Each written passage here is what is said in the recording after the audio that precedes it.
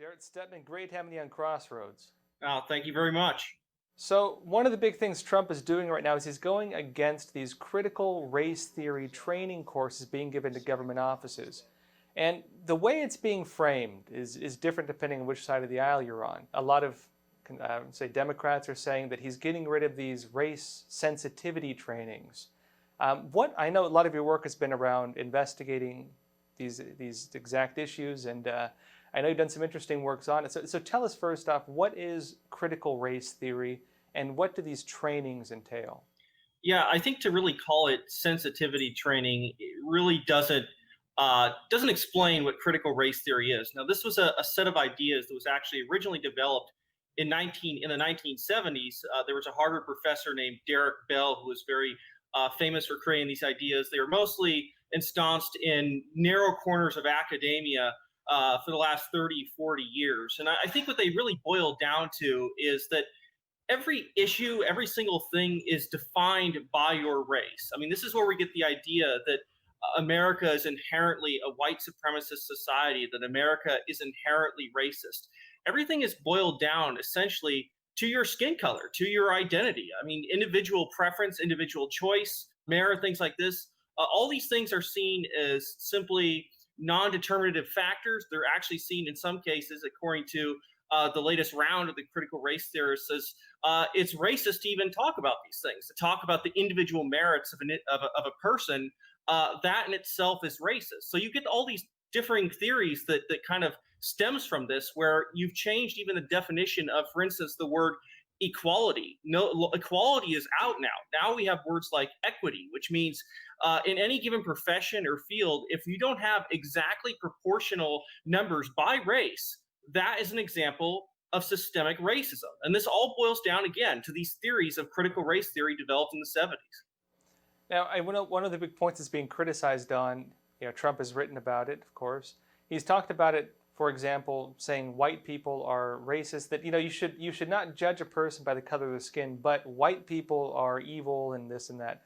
It does seem, based on some of the writings, and, just based on what I've seen, it does seem based on the idea of, ironically, segregation and judging people by the color of their skin, using that as the goal of the narrative, but saying the opposite while they're doing it. They're saying on one side racism is bad, judging people by their race is bad, discriminating by race is bad. At the same time, saying we need to identify people by their race, divide society according to people's race, as you explained, and also really demonizing an entire race of people, in this case, white people. Is this an accurate, let's say, summing up of what this is? Is this accurate?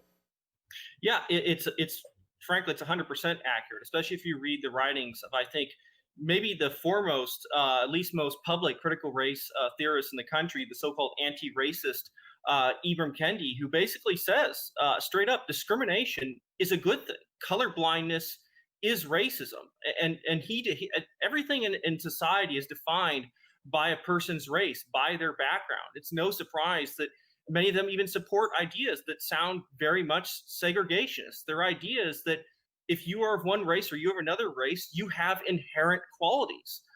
That's something that very much flips frankly, the entire American project, the Declaration of Independence, this country, I think most Americans hope we are moving to.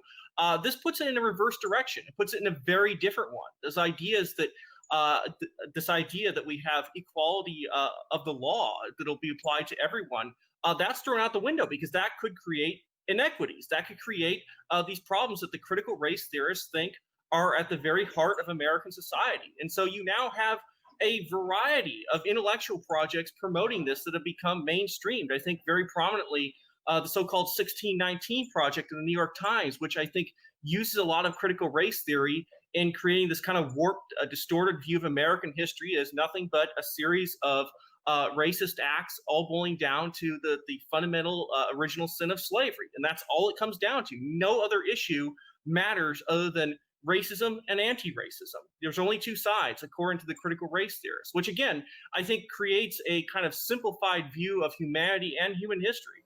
Now, one of the things that's being accused of as well is pushing this radical worldview in terms of one that views, again, the entire history of the United States as being defined by race and by racism. which is 1619 Project essentially.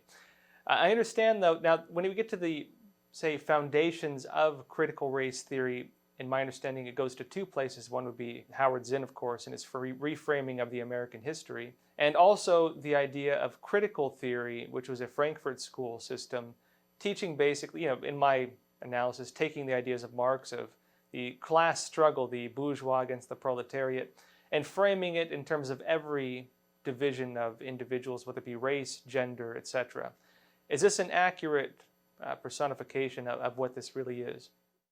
Yeah, I think they've really married a lot of classically socialist or Marxist ideas and kind of jammed the old-fashioned, kind of economic class conflict into various other conflicts. It's race against race. It's gender against gender. I think these ideas absolutely pour forth from those like Herbert Marcuse, who was very prominent in the 1960s and early 1970s. In those days, we saw a lot of violence. We saw a lot of identity politics. These things kind of went a little bit underground. They kind of retreated back into the university system. But I think that's all pouring out now. I think you have a generation of younger Americans who were raised with things like Howard Zinn. A lot of these ideas have made their way into prominent, I would say, mainstream liberal institutions, the New York Times, the Washington Post. A lot of the younger reporters and a lot of those people have adopted these ideas wholesale from the academy.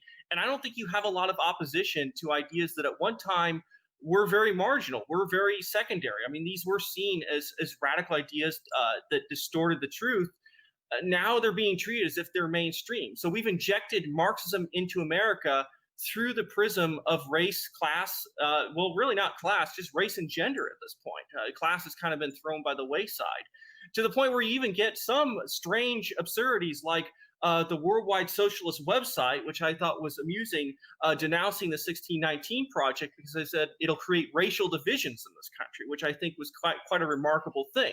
But they were right on that. They were wrong on all the other economic theories, but they were right in that it does create, I think, a permanent intractable division between Americans that can really only end up in two places. It ends up with either tyranny or violence. And I think that that's the logical conclusion of where these ideas go. They don't go to a society of equality under the law or a constitutional system that we enjoy. It turns into something very ugly. It pits Americans against Americans. It puts us on a very, very different path. Now, that said, folks, are broadcasting 5 days a week, Monday through Friday. And also on Sundays, I do a live Q&A, 10:30 p.m. Eastern Time. So be sure to tune in for that. Also, if you want to support us, please consider joining us on Patreon. You can find the link to our Patreon page in the description below. If you haven't already, please also don't forget to like and subscribe. It really helps this channel.